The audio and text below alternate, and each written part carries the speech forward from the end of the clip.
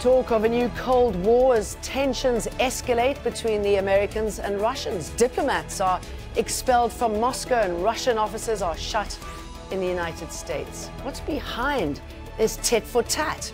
This is Inside Story.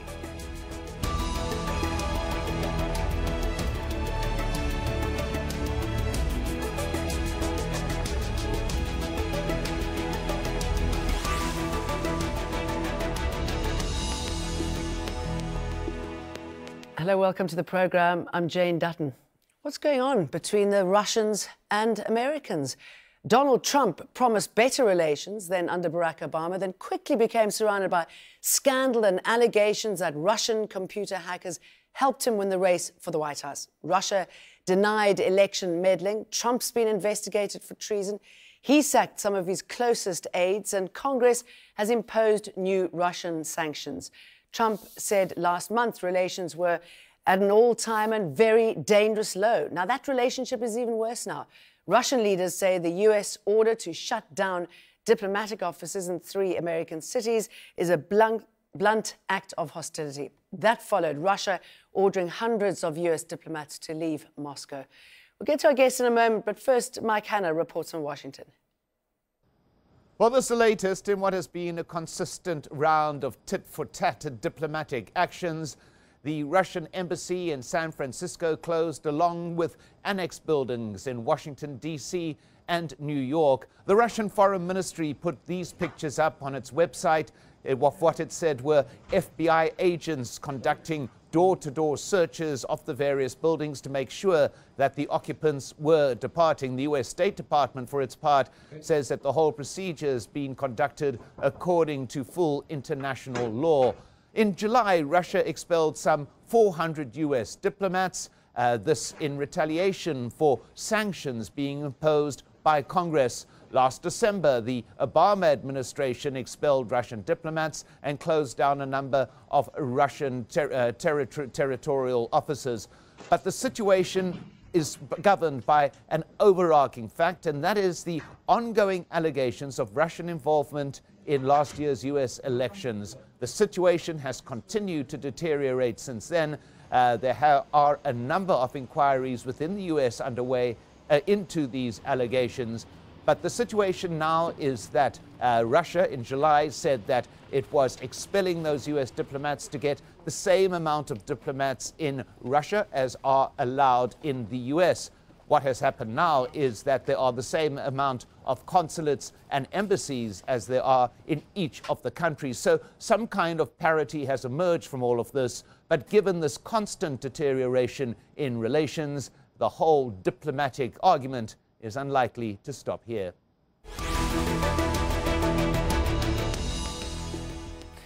The US and Russia have been on opposing sides of conflicts around the world for decades, and more recently in Ukraine, where the US opposes Russia's annexation of Crimea. Defense Secretary Jim Mattis recently raised the possibility of sending weapons to the Ukrainian army.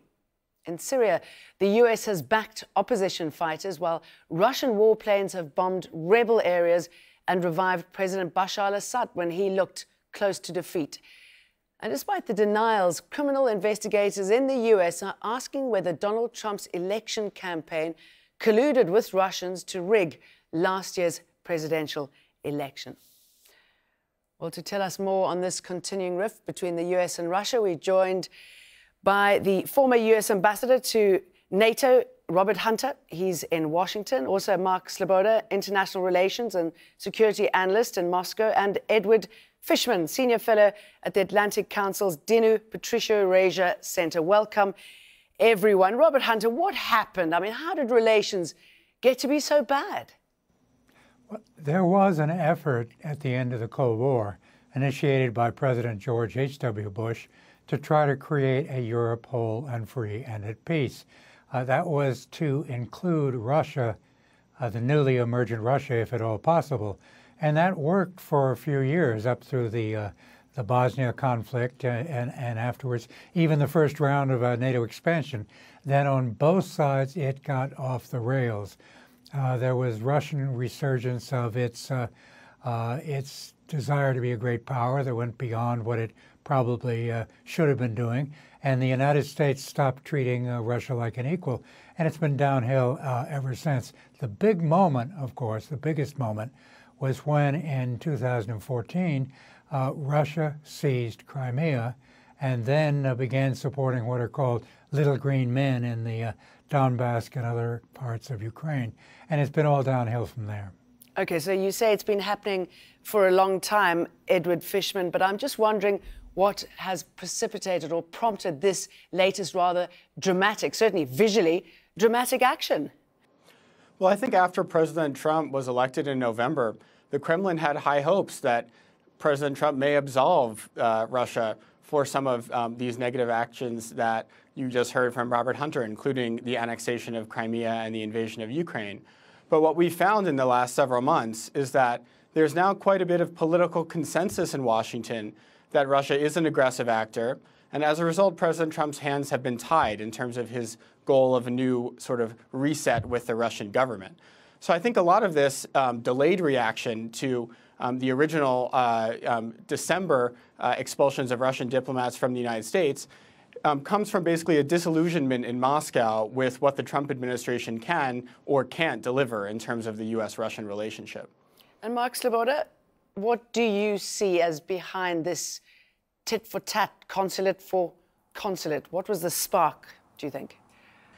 Well, the start of the immediate tit-for-tat, of course, was the Obama regime's Parthian shot in an attempt to sabotage Trump's foreign policy. He ran and won the election with an explicit foreign policy campaign platform of ending regime change and nation building and détente with Russia. Obama's this last Parthian shot, the expulsion of 35 Russian diplomats, and in contravention to in contravention to the Vienna Conventions, seizing Russian diplomatic property in the United States. But of course, this goes much further back. It does have to do with the way Russia was treated after the Cold War. It has to do with the unilateral abrogation of the anti-ballistic missile treaty, the erection of ballistic missile defense across Europe, now into North Korea and elsewhere around the world. It also has to do with U.S. meddling, color revolutions in Ukraine and Georgia, 2003, 2005, the August War, where the United States backed a neoliberal Georgian strongman in an attack on UN-sanctioned peacekeepers in breakaway republics, which Russia reacted to repulse. And most recently in Syria and in Libya, where the U.S. enacted more regime change operations in contravention of international law, and in Ukraine. And let me just say, in the interests of dialogue, my wife, Yelena, is Crimean. My in-laws live in Simferopol. And we have family members in Donbass, Kharkov, and Odessa. I'd like to invite. I think what you're saying is that if I could just put this to Robert, how NATO expansion has angered Russia, possibly ill-advised. You know, what Mark was talking about, how Russia feels as though it's being cornered by the US, and of course the hypocrisy by the US. What it preaches in one area, it does itself somewhere else. Well, the first NATO expansion, which was to take in the Czech Republic, Hungary, and Poland, the Russians didn't like it, but they accepted it in major part because they wanted they were worried about the future of Germany. Russia accepted that a united Germany would be in NATO, so the United States could look after it. The expansion into places like Romania and Bulgaria probably went too far. But in general, there was in that period an effort of the United States and NATO to reach out to Russia, for example, through the NATO-Russia Founding Act of 1997, and then the agreement in 2002 at the Rome NATO summit meeting where Russia agreed with NATO on the thing called the NATO-Russia Council.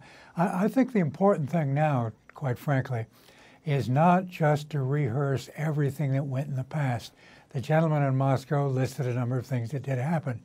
We can list a number of things, particularly in Crimea, where Russia broke two solemn agreements, the Helsinki Final Act and the Budapest Memorandum of 1994. We need to figure a way to move forward now because Russia, so can I just throw in what I think Mark was saying as well, was that, you know, how Russian parts of Crimea, Donetsk are, that the US overlooked? I think what should be happening is that the Ukrainian government ought to be looking at a way for people in the largely Russian-speaking parts of Ukraine to have more autonomy. At the same time, Russia needs to recognize Ukrainian sovereignty and stop things like cyber attacks in the Baltic states and the like. But we need to find a way, because if this keeps going on, we're going to find ourselves in a situation in which everybody loses, nobody gains, and there's going to be great risk. We need to find a way to move forward, and I think there are ways of doing it. For example, in the Arctic, where both the United States in practice, despite what Mr. Trump says, and the Russians are worried about climate change, there's been no change in relations. It's been going on just as it was before in a positive direction. And people are even talking about another Cold War. The current relationship between the American and Russians is being compared by some to that era. The prolonged tension between the US and what was then the Soviet Union lasted from 1947 to the fall of the Berlin Wall in 1991. The rivals were on the different sides in the wars in Vietnam, Afghanistan, and Latin America. It was feared the escalating tensions would lead to nuclear war, especially during the Cuban Missile Crisis. The Cold War between American capitalism and Russian communism ended with the collapse of the Soviet Union after revolutions in Eastern Europe. Is this what we're seeing again, Mark? Yes and no. We are, of course, seeing a new level of heightened tensions, perhaps at least the level that we saw in the Cuban Missile Crisis, perhaps higher in some regards. And there are no rules of the game anymore. There is no etiquette. There is vitriol and hatred and a lack of any attempt at understanding on both sides, to be honest. But this isn't quite an ideological conflict on both sides. Russia has a quite normal, realist foreign policy. It's concerned about its national security, national interests. If anything, you can fault the Kremlin for not having any ideology. Well, from the U.S. side, at least since 1992, we've seen an explosion of the ideology of American exceptionalism, that it is not bound by international law, and that it can shape the world, topple governments here and there, meddle in elections around the world, however it wishes, because whatever it does is for the world's own good, because it is the exceptional nation. But we also see the emergence of other powers, China, the EU, sometimes actually on its own, exerting a little bit of sovereignty, India and others. I think what we're seeing is an emergence of great game politics, and this will mark the paradigm of a new age of multipolarity. Edward, how fair a comparison do you think it is to say it's very similar to what we saw during the Cold War? I mean, possibly Russia post the Cold War has been undermined by the US. They thought Russia would be a lot more benign than it is. Yeah, I think, you know, in many ways, obviously, it does look like the Cold War, and that relations have certainly hit a low point in the post-Cold War period. But I would stress that there are very many differences. For one, during the Cold War, the US and Russia, or the Soviet Union, were really close to being peer competitors. Now, obviously, Russia is you know, a far cry from what it had been in the Soviet period. You know, it's easy to sort of get lost in the hysteria of the moment and sort of miss what Russia really is. I mean, Russia has the 12th largest economy in the world. It's about a 10th the size of the US economy. It's behind countries like Canada, Korea, Brazil, countries that you would never sort of consider great powers on the same level with the United States. The role that Russia is playing right now is more of a spoiler role. What they're trying to do, essentially, is chip away at the liberal international order, sort of the democratic order of nations around the world, because Putin has judged that that order endangers his regime. because a lot of the things that it stands for, if they were implemented in Russia, would make it impossible for him to sort of have his kleptocratic rule that he currently has. So I think that's what we're seeing right now. It's extremely dangerous, and I do think it's important for both sides to sort of come to some understandings and ensure that this doesn't get out of control. But I think it's also important to realize that this is not sort of the type of global spanning confrontation that we saw from 1945 through 1991. Mark, you wanted to jump in there? Yeah, well, there is a great deal of revanchism against the world order that was established in the late 1940s, early 1950s with the establishment of the United Nations Charter, the principles of sovereignty and non-interference in domestic affairs. And the U.S. and with lackeys in the West, client states, has been doing everything possible to dissolve those UN founding principles since 1992, and we've practically lost count. I mean, I'm a U.S. military vet. We've seen it in Iraq, Libya, Syria, Afghanistan, Serbia. The list goes on. And there is a revanchism against that world order. But I think we see other powers like Russia and China that are fighting for a return to a UN security dominated world order where the rule of law does apply. Robert, what do you make of that? And Mark touched on some important issues where, the US and Russia are supposed to be working together.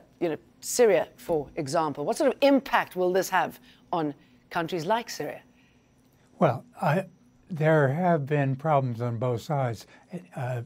Mark uses the term 1992. I was NATO ambassador until 1998, and we had an extraordinarily positive relationship with Russia when, after the Bosnia War came to an end, where Russia supported the UN resolution that helped bring it to an end, Russia sent troops under U.S. command to help police the agreement that came out of Dayton.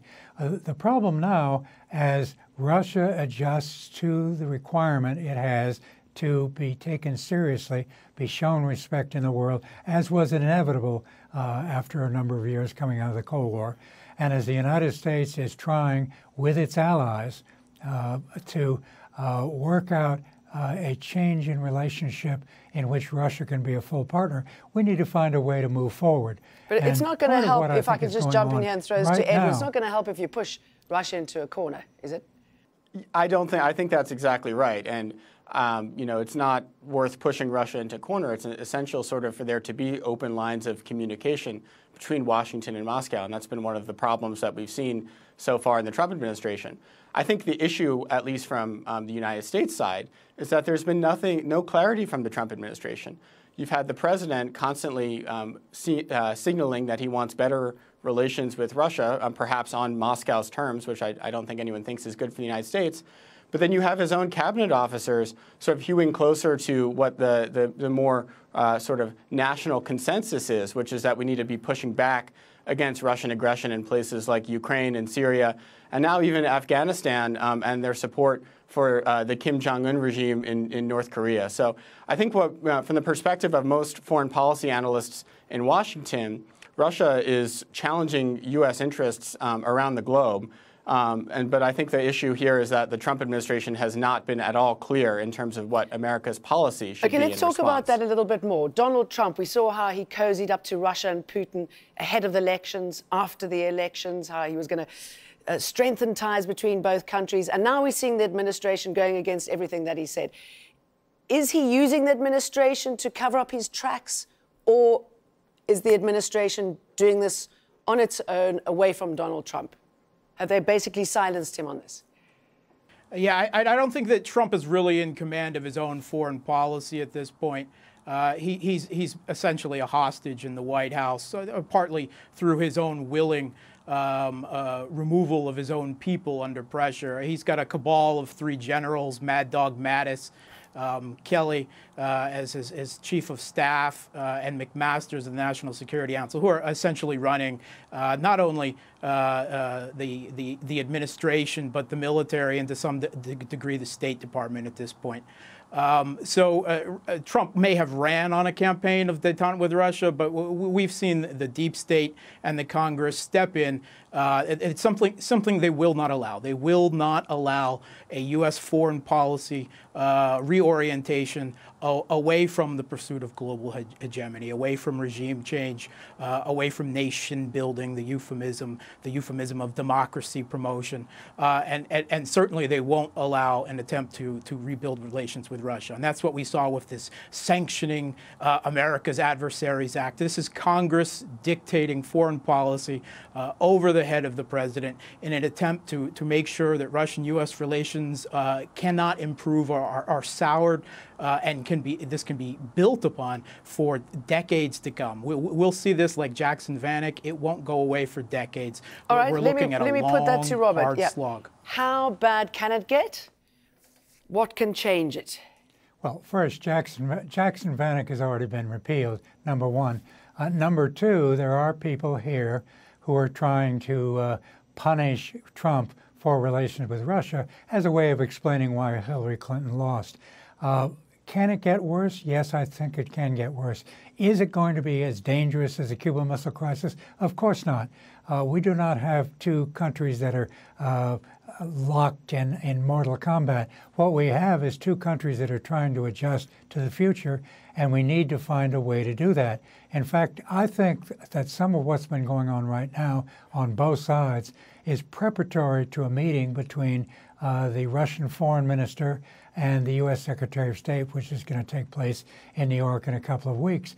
And the two of them, I think, will have to sit down and start working out a way of a conversation between the United States and Russia in order to get off this kind of treadmill in which we hear these comments that we're just hearing now from Russia, which sound to me like Cold War rhetoric. We don't need any of that. We need to try to build in the future, as those of us who worked on these problems with Russia in the 1990s before it went off the rails were indeed trying to do. It's going to be possible, but it's going to require grown-ups on both sides to do it. Okay, and what will the topics be that could lead to breaking this impasse, Edward? I mean, could we see movement in Ukraine, for example?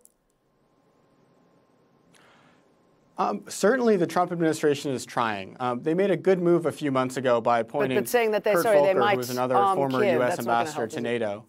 Well, I think it's important to understand what that type of military support would look like, right? The idea would be to provide the Ukrainian military with weapons to defend themselves. It wouldn't be offensive weapons. There's no talk of a Ukrainian military offensive. It's just about sort of controlling Ukrainian sovereign territory. I think it's important, frankly, for the Ukrainians and also for the international community to have leverage against Russia in these very tough negotiations over Ukraine. But I think what I was getting at before is that by virtue of having a U.S. special representative whose entire job is to search for a solution to the Ukraine crisis, it does seem like the administration is taking it seriously. But to just touch on another point, this lack of clarity out of the Trump administration is damaging for U.S.-Russia relations across the board. Because if you're sitting in the Kremlin, you have no idea what to expect from Washington. As we mentioned, this sanctions bill that passed overwhelmingly and that Trump signed last month, when he signed it, he put out a statement essentially saying that he didn't want to sign it. And I don't know what that projects to the rest of the world besides confusion and weakness. So I think it will be difficult, obviously, to take this very confusing hand and turn it into a deal in Ukraine. But certainly people like Kurt Volker, who is a very serious diplomat and is charged with doing this, is going to try his best. Okay, let's leave it there. Edward Fishman, thank you for those final comments. Mark Sleboda and Robert Hunter, thank you very much. And thank you too for watching. You can see the program anytime by visiting our website, aljazeera.com. For further discussion, you can go to our Facebook page. That's facebook.com/AJ Inside Story. You can also join the conversation on Twitter. Our handle is @AJ Inside Story. From me, Jane Dutton, and the rest of the team, goodbye.